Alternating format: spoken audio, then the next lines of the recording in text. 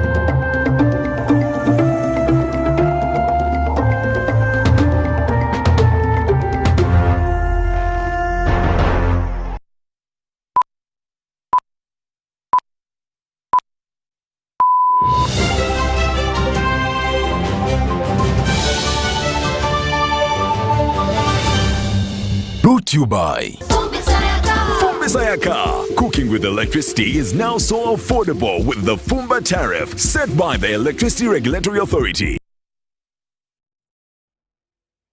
Hello and good evening and welcome to our second edition of UBC News Tonight on this 13th day of November 2022. Before we delve into tonight's news bulletin, let's first take a look at the top stories of the night.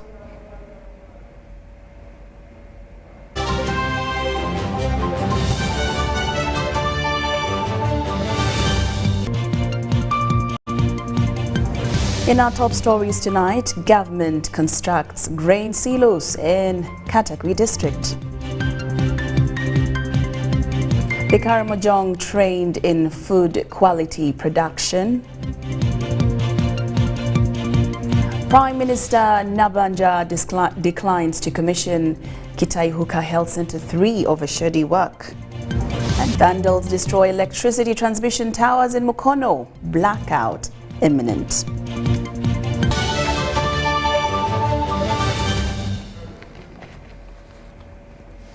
Good evening once again. I'm Lauryn Kazimoto. Now, farmers in Katakwi district have a cause to smile after the construction and commissioning of a 370 million bulking center for agricultural production in Ongongoja sub-county by Vice President Jessica Lupo yesterday. The Ongongoja multi-purpose storage facility is a solid investment by government aimed at creating a one-stop grain and cereal center in the district. The facility has been constructed with proceeds from local economic growth support project legs, with support from the Islamic Development Bank, to which Uganda has been a member since 1975. Speaking during the commissioning of the facility in Upton Village, Vice President Jessica Lupo, who also doubles as the District Woman Member of Parliament, said the facility has come in handy for the Teso sub-region.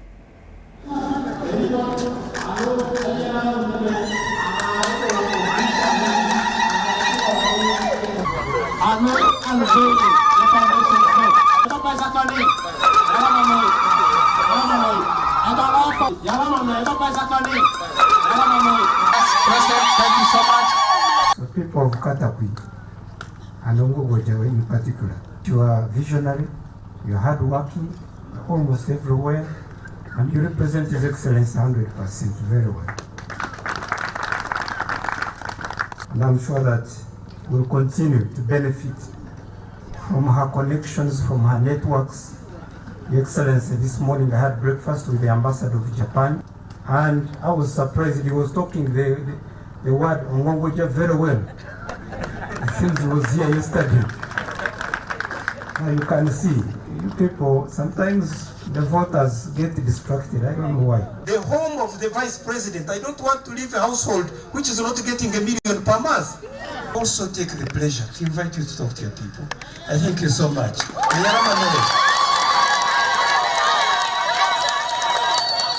The desire of government to transform lives of people, and also the deliberate intention of government to reach every Ugandan and with the slogan of leaving no one behind. Yes. If we want to go commercial, and if we want all the people who have been outside the money economy to be sustainably included in the money economy, it gives me a lot of inspiration that we are going to produce results which His Excellency the President tasked us to produce before 2026. That is moving Uganda from where it is now to the middle income status. And then when I see the bulking facility, all those are drivers of transformation.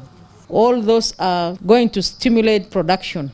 And when you return to our 7 pillars of parish development model, all those you have identified are going to respond to the complete value chain of production, storage, value addition, and marketing.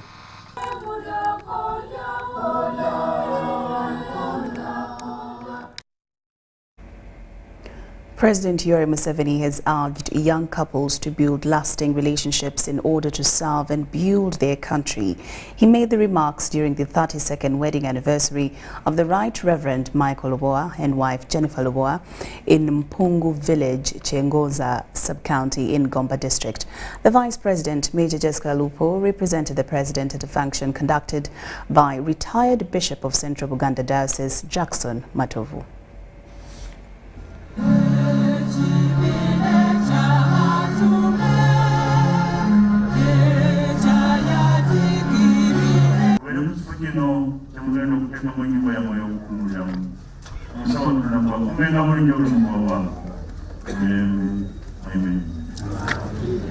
I extend warm congratulations to the Right Reverend Michael Lubowa and your dear wife upon reaching the milestone of 32 years in marriage. It is indeed befitting that you hold this service to thank the Almighty God for bestowing His great mercies and blessings upon your family and your marriage. In the Gospel of St. Luke, we find a story of 10 lepers who were healed of their affliction by Jesus. After receiving their healing, only one, who was even a Samaritan, returned to Jesus to offer thanksgiving. Jesus asks, "Were not all the 10 cleansed? Where are the other 9? Has no one returned to give praise to God except this foreigner?" This shows us that God is always delighted when believers recognize Him as the source of their blessings. This anniversary celebration is a blessing that many couples yearn for. The Bible teaches the believers that God is the author of marriage.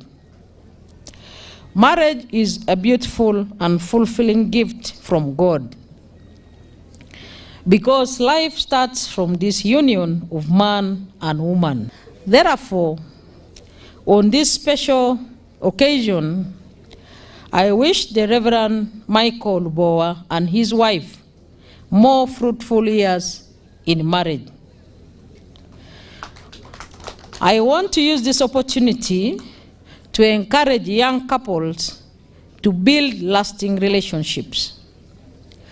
This enables you to serve and build the nation, because the family unit is the foundation of a country. I applaud the Right Reverend Michael Lubowa and his wife for setting a good example for the young generation.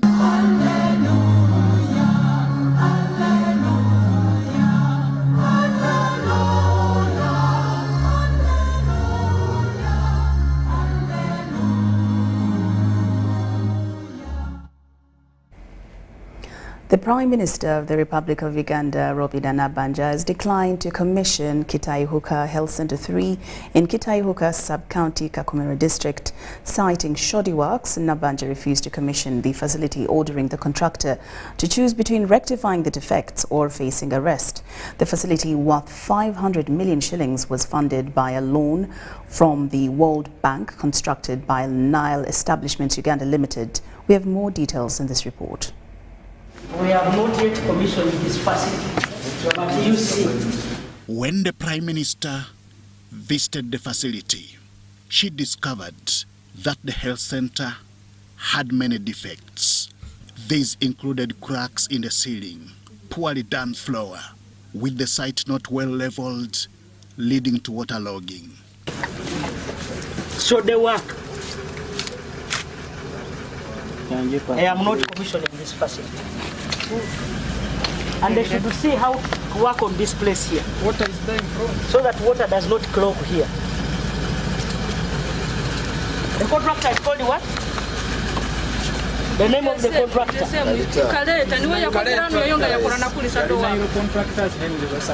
Nairo contractors. Nairo contractors have done shoulder work here. They should come back here and rectify those defects before we commission this facility.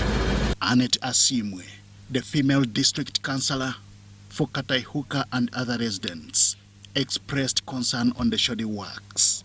They asked the contractor to rectify the defects for them to start utilizing the facility. We are not happy with what the contractor did, and we are very thankful to the Prime Minister. Thank you very much for being a brave woman.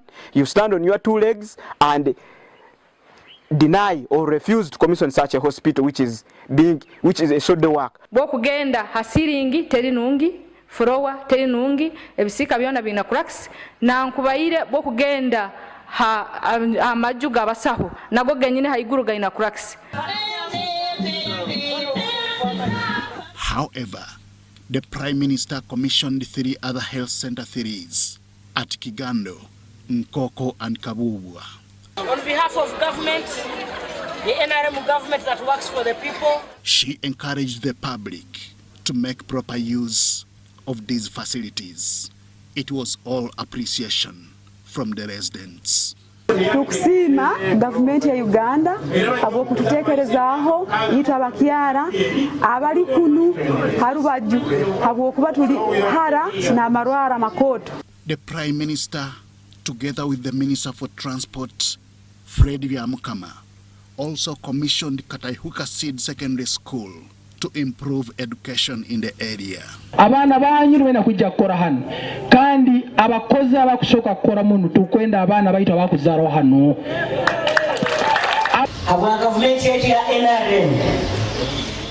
Kigando Health Center 3 was constructed and equipped at a cost of over 820 million. Nkoko Health Center 3 at 397 million, while Kabubwa cost 613 million shillings.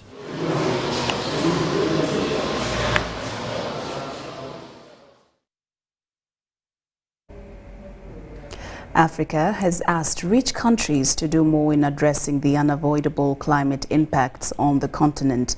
The African delegations attending the UN Climate Conference COP27 in Egypt are also demanding reparations for loss and damage for climate disasters from rich polluting nations. UBC TV spoke to the Assistant Secretary General and Director of UNDP's Regional Bureau for Africa on the sidelines of COP27. The UN Climate Conference underway in Egypt, also known as COP27, has entered the second week. This COP27 is being described by many as an opportunity to finally make good on the promises by rich nations to finance climate actions.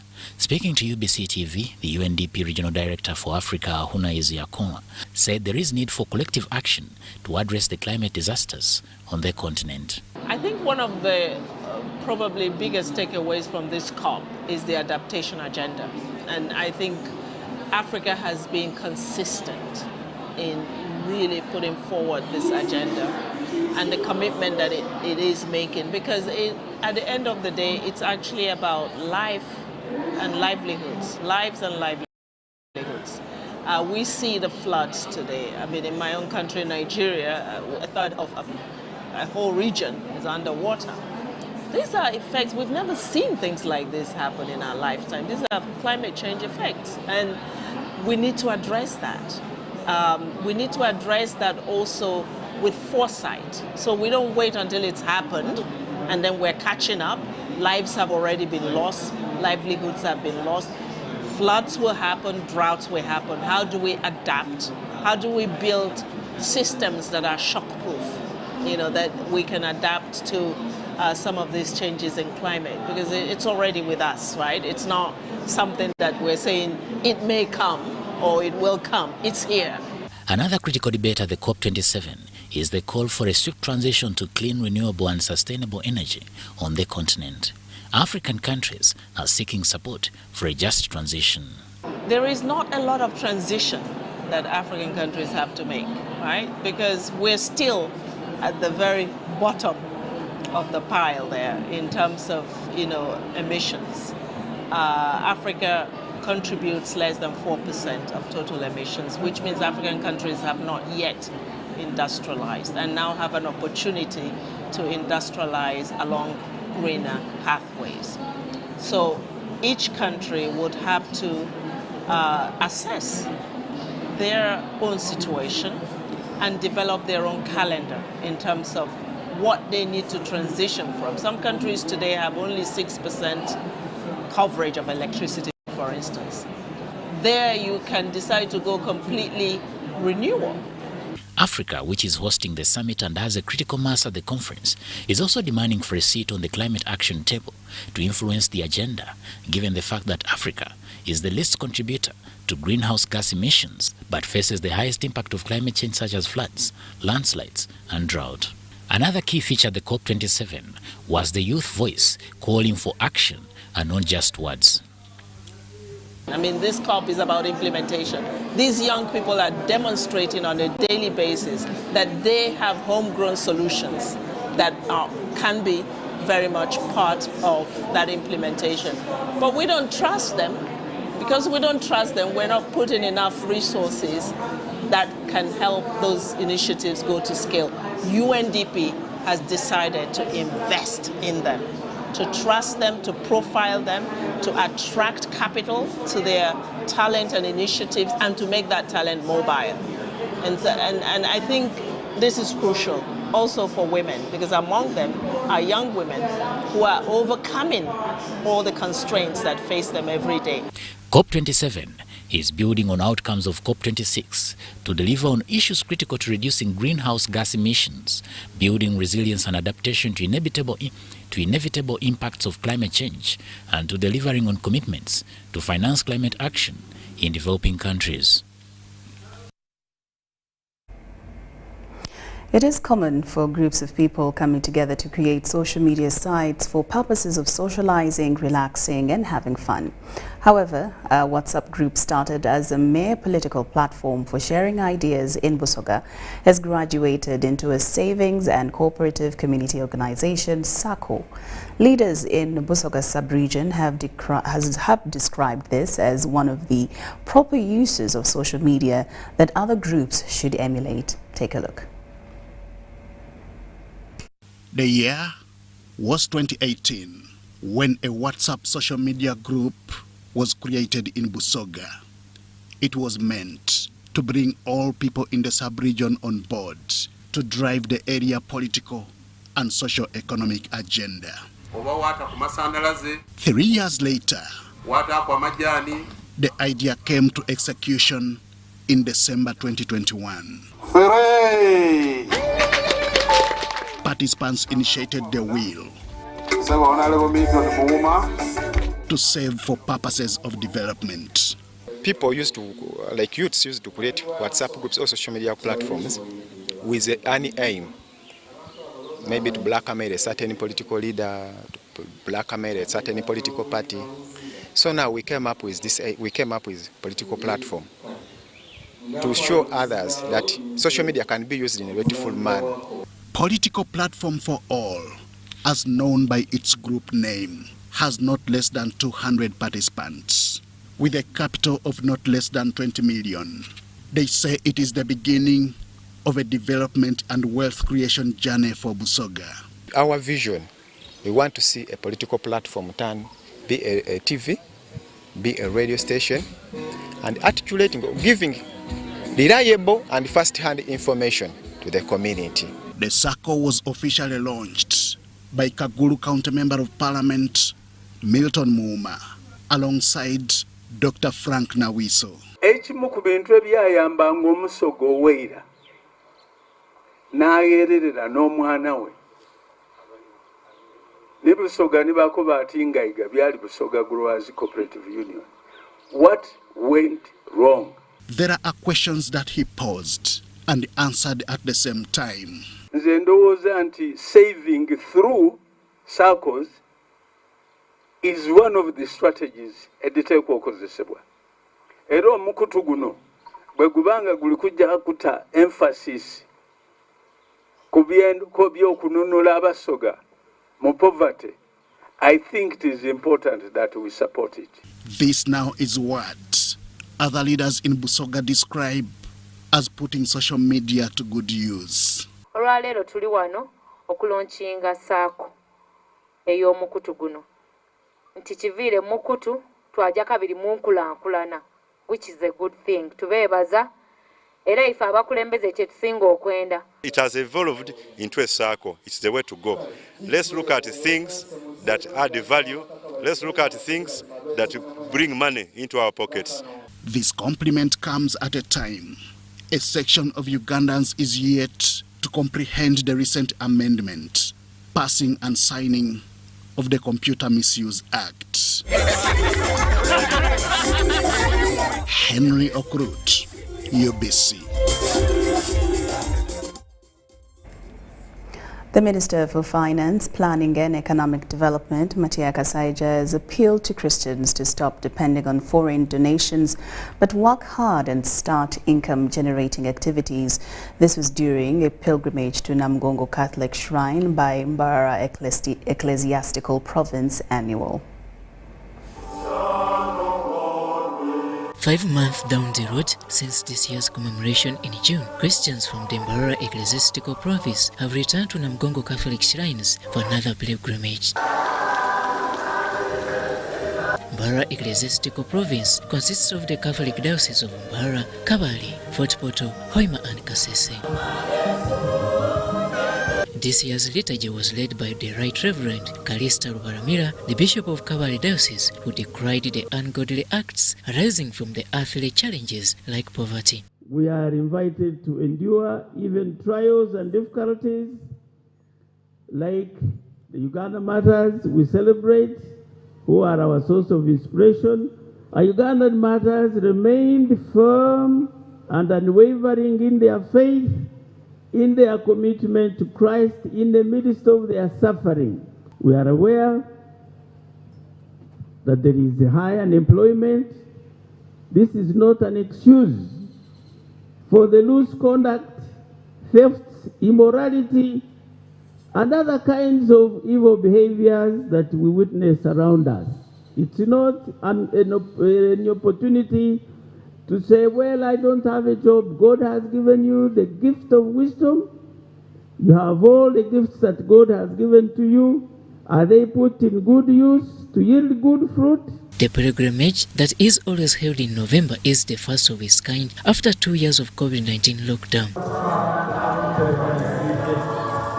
It was celebrated under the theme, Be Steadfast in Commitment to Christ. The event attracted hundreds of dignitaries.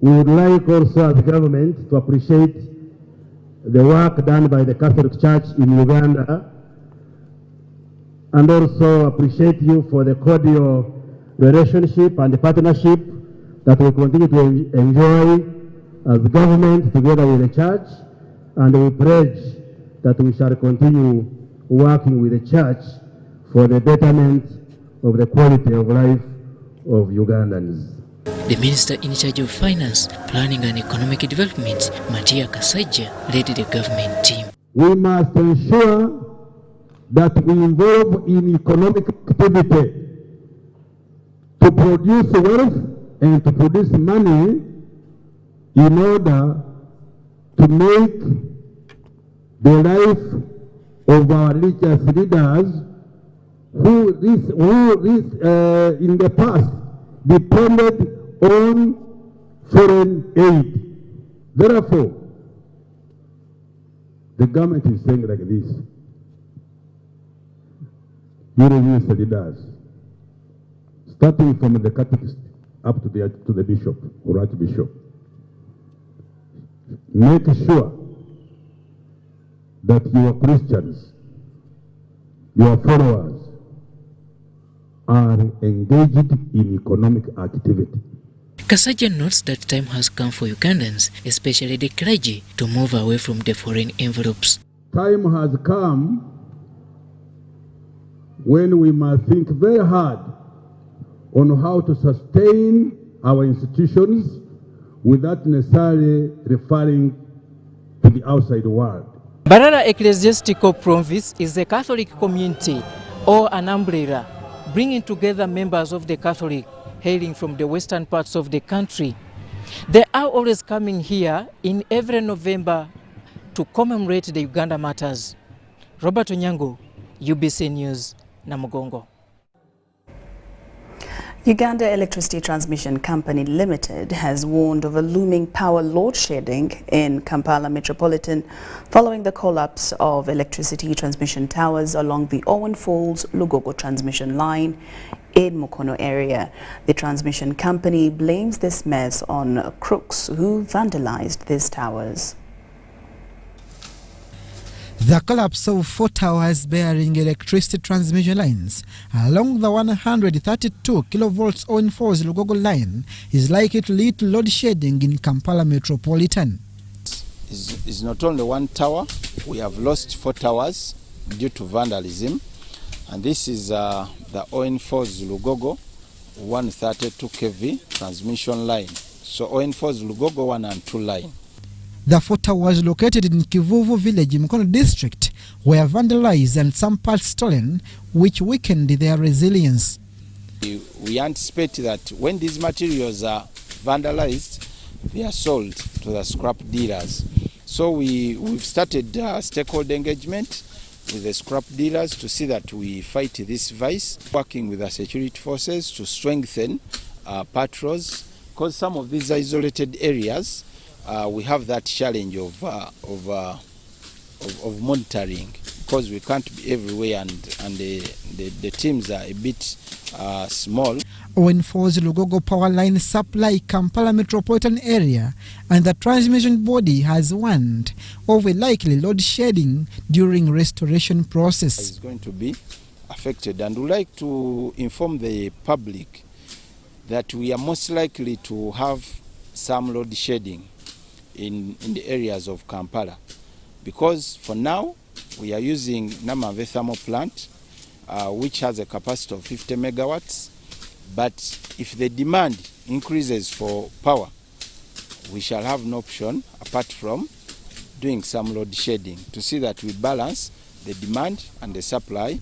Power supply in Kampala Metropolitan is currently relying on the Namamve thermal power plant, which can only produce 50 kilovolts, lesser than the 100 kilovolts required per day in Kampala. Abdul Nasiri Luwama, UBC News. Uganda People's Defence Force has planted over 6 square miles of maize at their farm in Changwali sub-county, Chikube district, with the aim of curbing food shortage in the country. Minister of Defence and Veteran Affairs Vincent Bamulangaki Sempija, together with the 2 state ministers Jacob Oboth and Huda Olero, conducted a site inspection of the farm to see the ongoing works. The Minister of Defence and Veteran Affairs, Vincent Bamulangaki Sempija, together with the 2 state ministers, have conducted a site inspection farm to see the ongoing UPDF works at a maize farm measuring over 6 square miles of maize. With the campaign is to fight food insecurity in the country. It's a national campaign, and it was launched by the President himself through cabinet,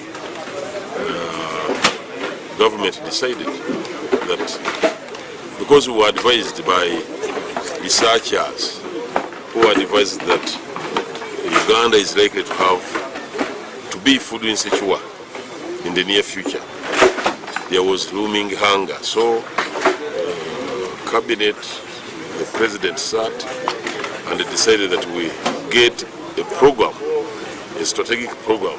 Among the 15 security challenges, according to Minister Sempija, is food insecurity, hence coming up with the initiative of planting food to curb food insecurity.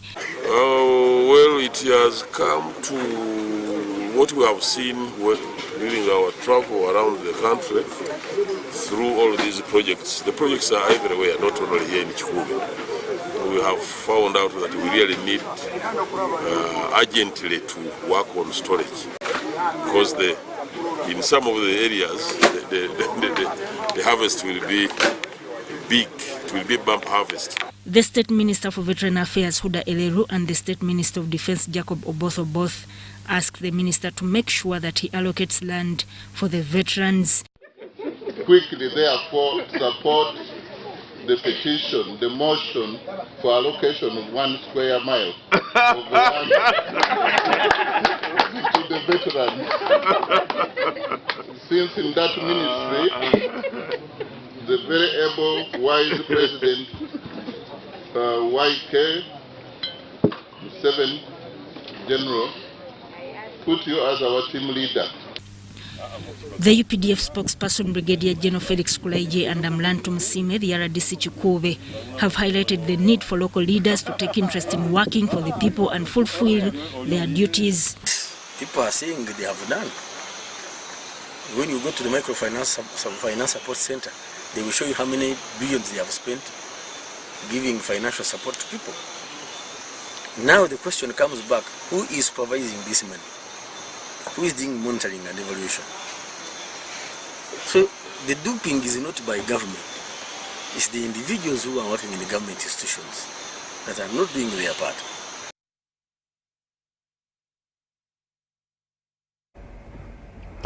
As schools prepare to break off prematurely for the long holidays as the government directive beginning on the 25th of November 2022, parents have been cautioned against not owning their responsibilities like it was in the COVID-19 lockdown.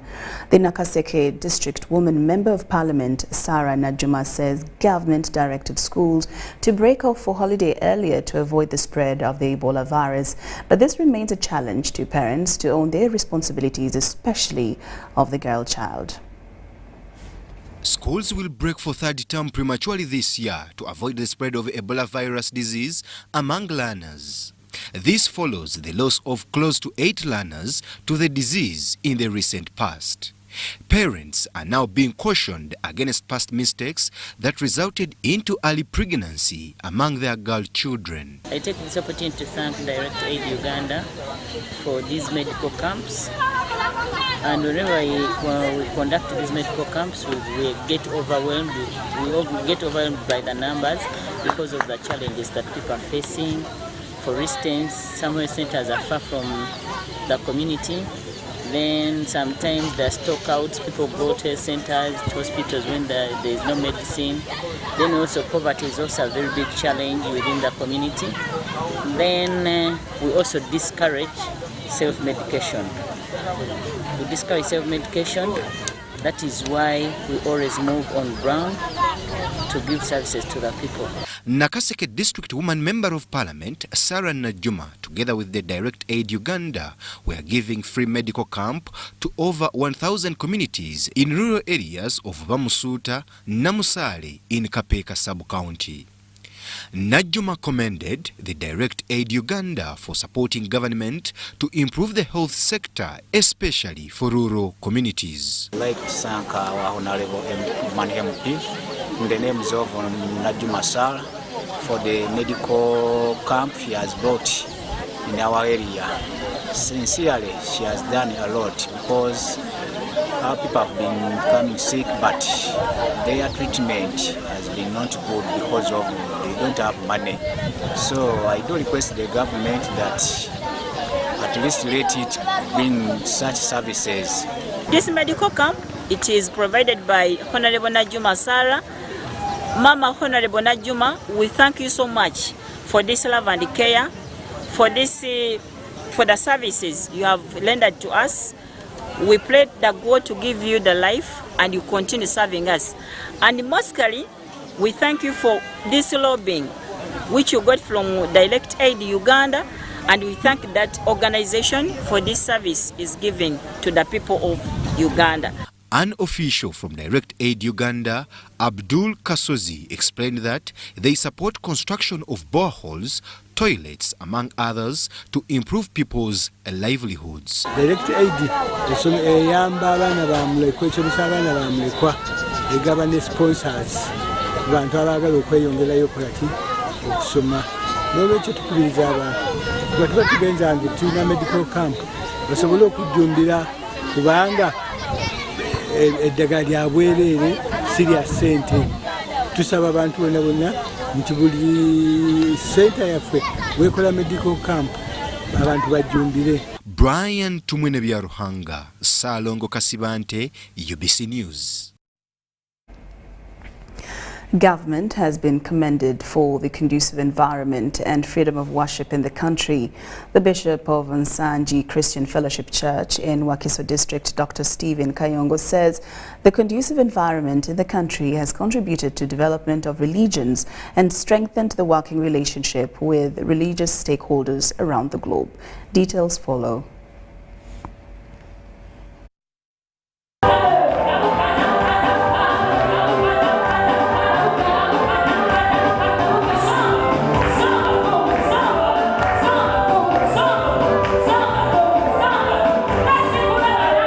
Hundreds of Christians braved a heavy downpour to attend a born-again service at Nsanji Christian Fellowship Church for the Thanksgiving service to thank God for the new church. The Bishop of Nsanji Christian Fellowship Church, Dr. Stephen Kayongo, presided over the service, assisted by a cross-section of religious leaders from the Pentecostal churches.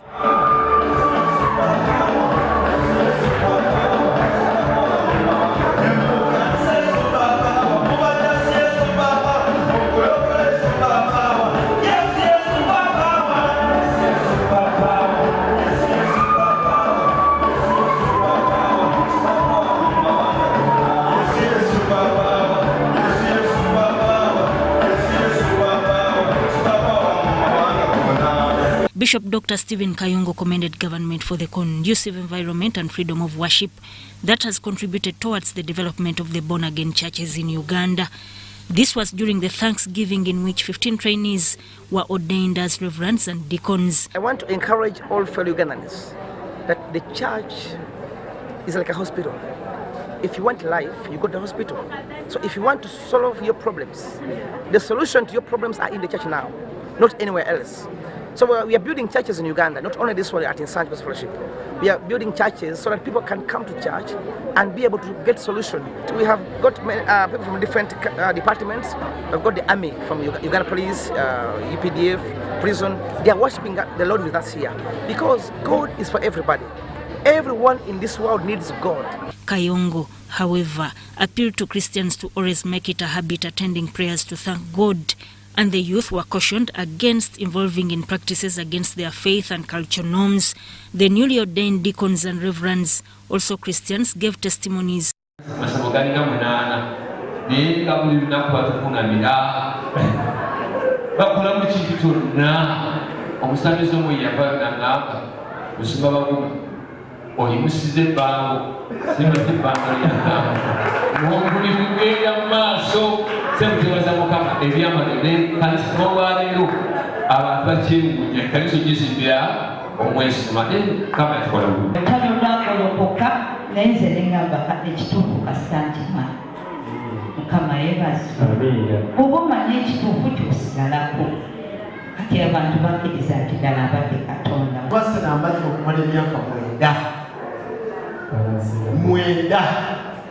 naye mukama mulungi nti olunaku nsoma Kayongo yanga nzija bannange The born-again faith commended government for the freedom of worship that has enabled them develop From papyrus to modern churches. Sudat Kaye, Fred Kasibante, UBC News. A delegation from Malawi led by the Director General Health Services, Dr. Godfrey Kadiwele, in conjunction with Global Fund and Rostec College, are in South Africa to learn from the pharmaceutical companies on how to manage the industry. They are on a week-long visit, and Philip Kakulu, the proprietor, Rostec College, is in charge of the arrangements. As the saying goes, traveling is seeing and returning is talking. The same has been the case with officials from Malawi, led by the Director General Health Services, Dr. Godfrey Kadiwele, during a visit to the South African pharmaceutical industry. To thank you for the successful trip that we have had. I for one, but it has been an eye-opener. Now I am more enlightened in terms of what goes on at CMST and abroad. So my prayer is, whatever has happened, let's build up this relationship. They have partnered with the Global Fund and Rostec College, led by Philip Kakulu. They have visited Davis, Gauteng, Imperial and other pharmaceutical factories, and also visited the headquarters of South African Health Products Regulatory Authority. The head of the Malawi delegation, the Director General Health Services, Dr. Godfrey Kadiwele, says some of the reasons for this visit is to learn from the pharmaceutical industry, the management of pharmaceutical companies. To transform medical stores, they have to take a mix of two, public service as well as private best practices. When we actually went to CSD, we appreciated how central medical stores can manage and a public atmosphere. We appreciated lessons in there. We didn't know that these things can be achieved. We have many examples, and we have to really draw lessons from that particular experience. Meanwhile, Dr. Kadiwele thanked Rostec College for its commitment towards the promotion of the health industry in Africa at large. It's always good to appreciate partnerships because no one organization can do everything, no one person can do everything. The example is exactly before us, that for us to undertake this study, we needed you. It's a success because you actually gave commitment to it. And you really put your heart to actually really help Malawi and really see that we appreciate whatever South Africa can actually give. Rostec College proprietor Philip Kakulu says it is time for countries that are economically advanced to share their experiences with the low developing countries. Doing capacity training and leadership as Rostec, when we get clients of this nature, it reaffirms our commitment to delivery. It means it is being appreciated. And we are all in a learning phase. Philip Kakulu similarly thanked Dr. Kadiwele for his belief in youth, saying Africa to develop at a high pace, it needs the creativity of youth and entrepreneurship to be relied upon. We don't need to take these things for granted. I see Ma'am and Minister of Health, Comrade Godfrey Kadiwele, you are leading a young, vibrant team. I've always said that Africa has the future. We have the youngest population in the world. And you cannot say the young ones cannot lead when you don't give us the responsibility. Global Fund official Ian Raiden says it is time for self-development and commitment, and commended Malawian officials for not sitting still. Our future is imperial, slightly smaller. We can do all of that in 2 years. 3, my pleas. Chairman, I don't just work for the exec. If you need help, you call me. Story compiled by Wycliffe Mudachi for UBC News. UBC News tonight. The National Curriculum Development Center has commended different schools across the country which have implemented the new O-level curriculum. An official from the National Curriculum Development Center, Biaruhanga Bonaventure, was on a walking tour of St. Kizito High School. It's now close to 2 years since government rolled out the new lower secondary schools curriculum, and according to Director of Industrial Training, next year students will be in senior 3 and will be assessed and graded accordingly. Some of the students at St. Kizito High School Namugongo have embraced the curriculum, evidenced through the various activities they are able to work out practically. That may be ahead there. If something comes up, we can help ourselves up. Yes. We harvested the fish. Last time that was the method of fishing. We used gill netting to fish it. Then we used ice to preserve it till now, and we are now going to prepare it, making it ready for what? For consumption.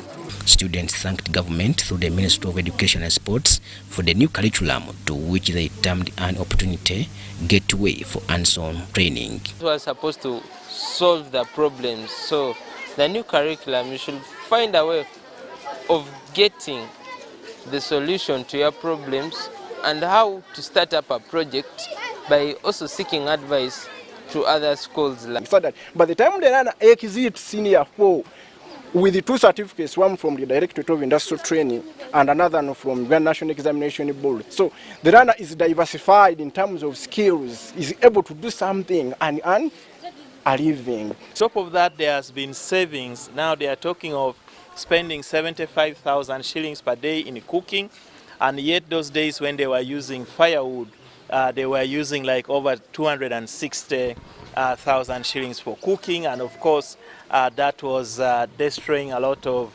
trees and environment, and that's a very good innovation. A National Curriculum Development Center official, Byaruhanga Bonaventure, advised schools, especially those that haven't fully adopted the new curriculum, to do so immediately. To keep on learning a few things from some of these schools which have got the good practice, and the excuse of saying that we don't have this, we don't have that, should be minimized, so that at the end of the day, the intention of the new curriculum, which encourages learners to be productive, to work hard, to transfer the knowledge they learn into practice, takes root in the country. Like projects like briquette making, where they use the waste to produce energy in the form of briquettes, which briquettes we are even using them to cook. We don't use firewood in school, we are only using briquettes like you. According to research, some schools still find it hard to implement the new O-level secondary curriculum due to lack of necessary requirements. Robert Katamba, UBC News. Hunger, malnutrition, abject poverty and underdevelopment continue to define Karamoja sub-region, according to the Coordinator, Agriculture and Market Support Project of Sasakawa Africa, Eric Bosco Akela. Many farmers in this region are not getting value for their produce due to poor quality standards. Details in this report. World Food Program, Sasakawa Africa Association and Food and Agriculture Organization are in Karamoja under the Agriculture and Market Support Program to ascertain the reasons for food security and household incomes. The program coordinator, Agriculture and Market Support Program in Sasakawa Africa Association, Eric Bosco Akela, noted with the concern of the increasing poverty and food security among their Karamojong as a result of poor quality of produce reaching the market. The market seems to be not paying the right price to farmers, and most people complain about the pricing, and yet the pricing is controlled or influenced mostly by the quality presented. Akela is advising the leadership in the region to come up with ordinances on food quality and food security. And we are looking at ordinances that can promote food security at household level. Number two, we are looking at ordinances that will promote quality of the commodities that is harvested, taken to the market. I think what we are going to do is we are first going to look at the policies that are already in place, so that it can then help us come up with an ordinance, because we cannot come up with an ordinance that is on our own, that is independent as a beam. Issues of eating contaminated food with molds causing the dangerous aflatoxins has been a common occurrence to many households in Karamoja. Actually, I've never heard about aflatoxins before, And being a young person, all along we are just eating the food like that without knowing which one is contaminated and which one is not contaminated until today when we had this training. I think it's just because of lack of awareness. Yeah, lack of awareness is what I can say, because at least through the training by Sasakawa, even me as myself and other farmers, they are now able to know and identify that these crops or maybe this produce or this harvest is actually infested by aflatoxins. According to the Deputy RDC Abim District Fadosa Ahmed and Abim District LC5 Vice Chairperson Godfrey Okech, the training on food quality and aflatoxins is long overdue to save the lives of many Karamajongs and their animals. So if everybody is informed, if we all have this kind of training and we have this kind of knowledge of what these aflatoxins are and other infectious diseases that is affecting us in terms of these food items that we eat unknowingly, I believe a number of people outside there are also eating still up to now. If this goes to the community, it will do us well. We can avoid cases of aflatoxins being eaten through the crops. Program Coordinator Nutrition Sensitive Agriculture at Sasakawa Africa Association, Jacqueline Namsadisi, says that Uganda is bound to lose a lot of revenue as a result of many products contaminated with aflatoxins and chemical residues. Sudat Kaye and Douglas Setumba, UBC News. The lead pastor, Bethel Healing Center International, Irene Manjeri, has expressed concern over the increasing number of school dropouts. This was contained in a special prayer dedication for her flock to the Lord for the month of November.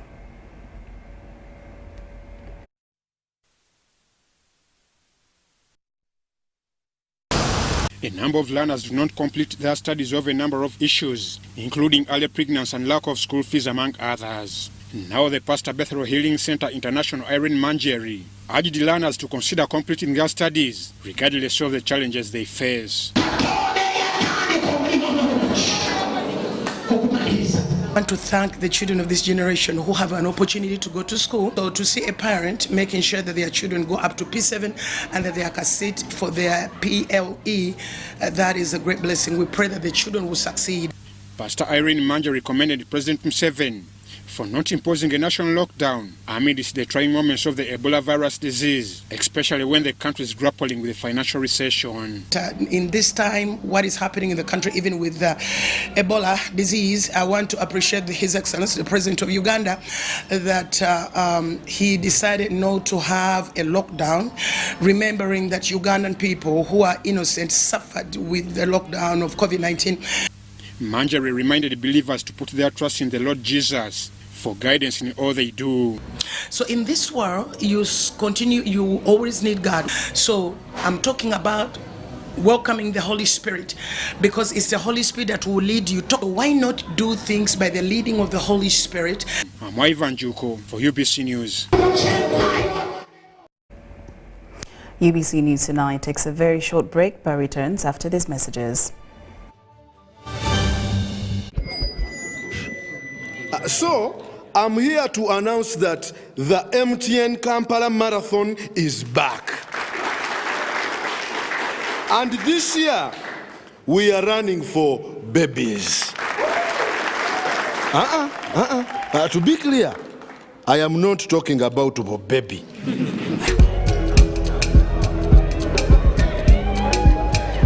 No. And neither am I talking about to be baby.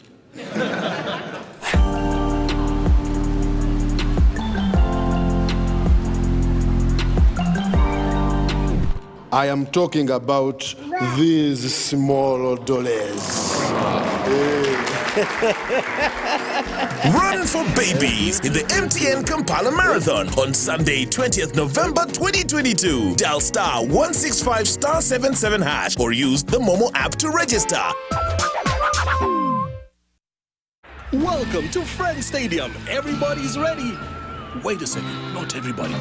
Come on, dude, it's the FIFA World Cup. You're going to lose your seat, the ritual seat, the lucky one. Losing more than a seat, your team is going to lose. Where are you, dude? The match is about to start. Your friends won't hold out much longer. Excuse me. Finally, everything is in the right place. Hey, other hand. And you, do you have everything you need to believe? That's right. The Voice is coming to a city near you. From the 21st of October to the 10th of November, you get a chance to showcase your talent. Prepare a 1-minute MP4 video of yourself singing and upload it to thevoice.africa to register.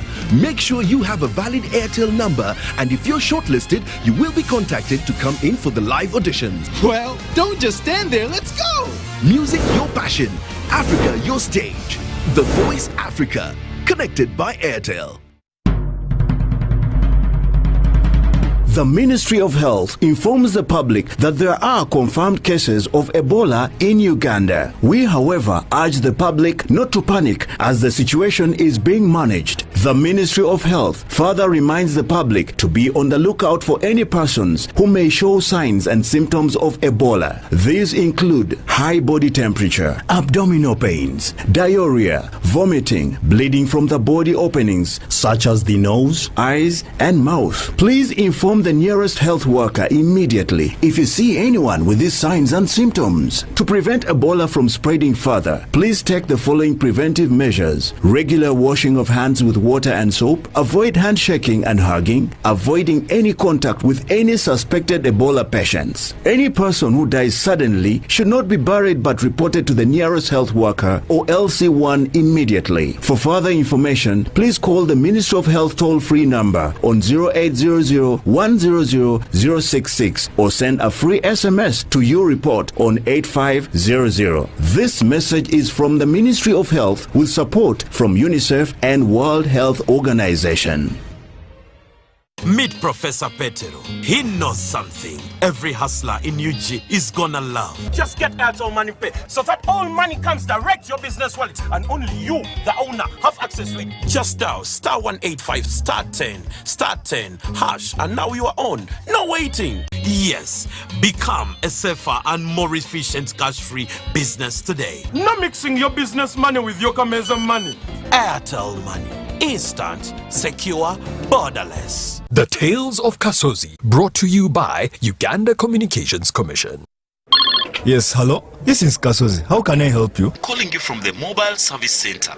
Okay. So how can I help you? Well, we have noticed a few things wrong with your number and need your mobile money PIN. Tonfera, never give out your password or PIN to any caller. Your mobile service provider will never call or ask for your personal details. If in doubt, go to your nearest phone service center. This message is powered by UCC, MTN, Airtel, Bank of Uganda, and NPSP Association.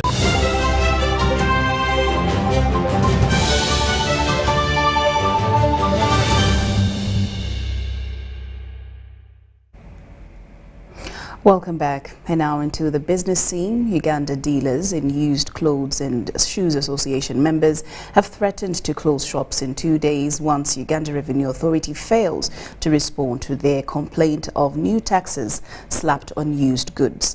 A letter from URA dated the 5th of November 2022 to traders said it was to impose new taxes on used clothes, shoes and bags without consulting traders, who are the major stakeholders. This was during a press conference held in Kampala.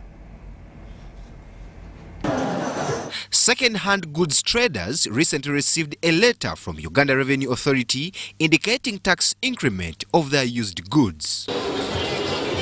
Among new tax-imposed items is used clothes from $1.13 to $1.17, shoes from $1.37 to $1.41, and bags from $2.27 to $2.34. We are ready to close our shops and not clear any containers until we receive positive feedback from URA and our leaders. The chairman, Uganda Dealers in Used Clothes and Shoes Association, Andrew Rubeihayo, says Uganda Revenue Authority is making it a habit to increase taxes minus consulting them. You're serving Ugandans or you're serving interests of us, sister countries, that continue thriving as we cry about reduced revenue collection, as previously URA was enjoying collections of about 50 billion Uganda shillings per month from the sector alone, which per year could probably move up to about 600 billion Uganda shillings. That is from used goods collection, which alone have since reduced to almost half because of the incremental taxes that have been happening. Rubaihayo says they have written to Uganda Revenue Authority expressing their dissatisfaction over the new tax. However, no response yet. We demand an immediate suspension to the current increased rates and ask the taxman to even further reduce the old rates to be in line with our sister countries, Kenya and Tanzania, for us to be treated fairly in our country. We are ready to close our shops and not clear any containers until we receive positive feedback from URA and our leaders. The sector employs over 1.5 million people, both directly and indirectly. Brian Tumwinebia Ruhanga, Andrew Sebira, UBC News. So, I'm here to announce that the MTN Kampala Marathon is back. And this year, we are running for babies. To be clear, I am not talking about a baby.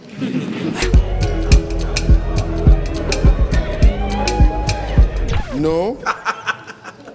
And neither am I talking about to be baby.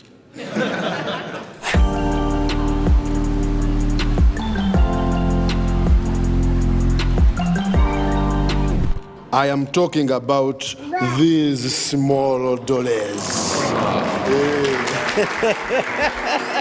Run for babies in the MTN Kampala Marathon on Sunday, 20th November 2022. Dial *165*77# or use the Momo app to register. Welcome to the Living Room Stadium. It's the FIFA World Cup. The match is about to start. Food and drink ready. There's no space left for anyone. Come on, get your lucky chair. Take your usual spot. Even the puppy has one. It's preparation time. You can feel the tension in the air. And do you have everything you need to believe?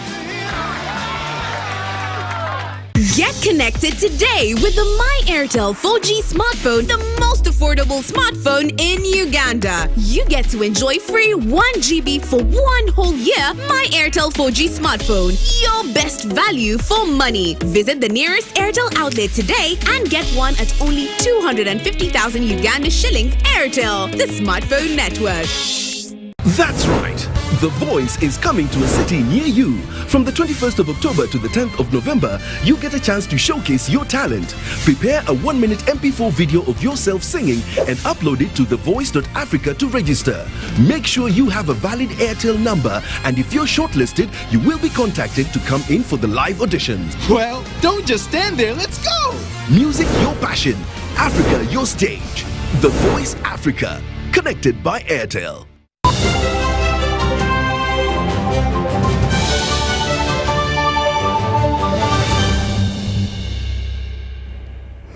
And now into the world of sports. The 24th MTN Kampala International Marathon has officially started with the wheelchair and tricycle category. Now, this category attracted about 20 participants and started and completed at Lugogo Bypass. We have the details. Annually, over the past 24 years, Ugandans brace for what's arguably the most pronounced social gathering in the country, the MTN Kampala International Marathon, whose proceeds go towards corporate social responsibility in areas like health and education.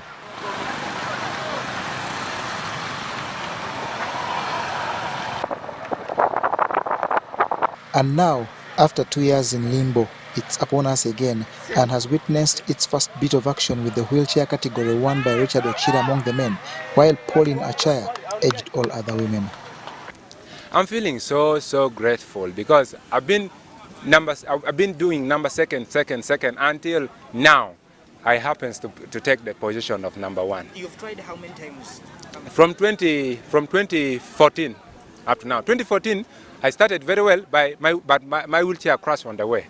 But I didn't give up. I finished. Then 2015, I came. I was number 2. 2016, second, up to now. And today I've taken the throne now to me.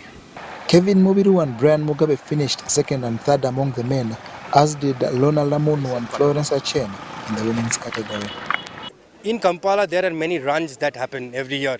We are not the only ones, okay, who hold a marathon. But what sets us apart as MTN Marathon is that while there's the fun side of it, there's a cause of generating money for babies, but we also actually are promoting through MTN Marathon people like the ones we saw today, okay, who do not get much chance to showcase their abilities. They have been working hard. If you see how hard they work for the race, you really know that they've been practicing all year.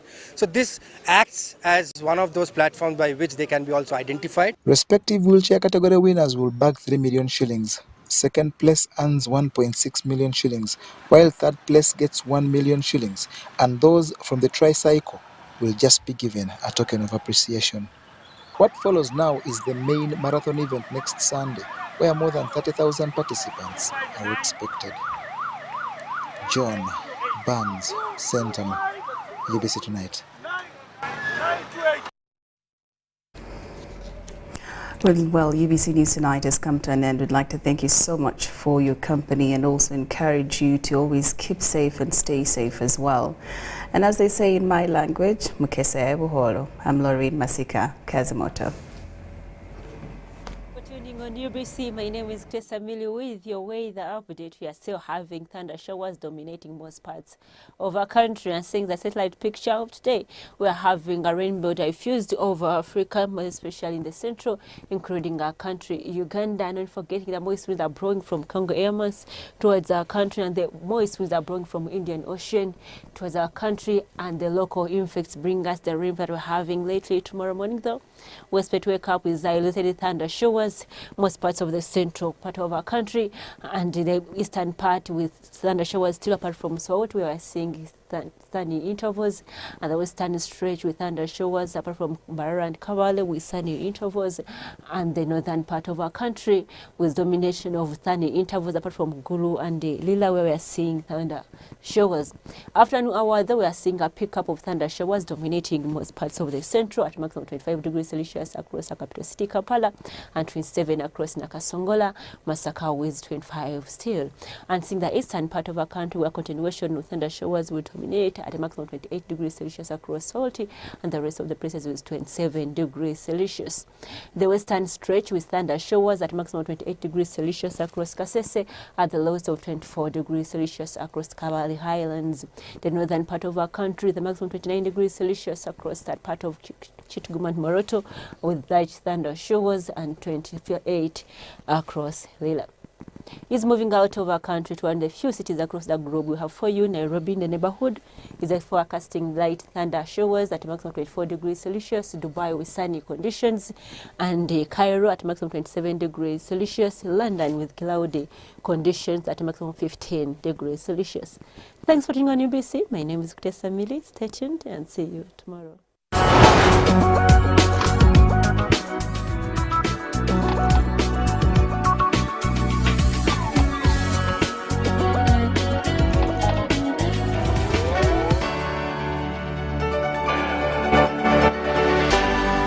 UBC, inspiring Uganda.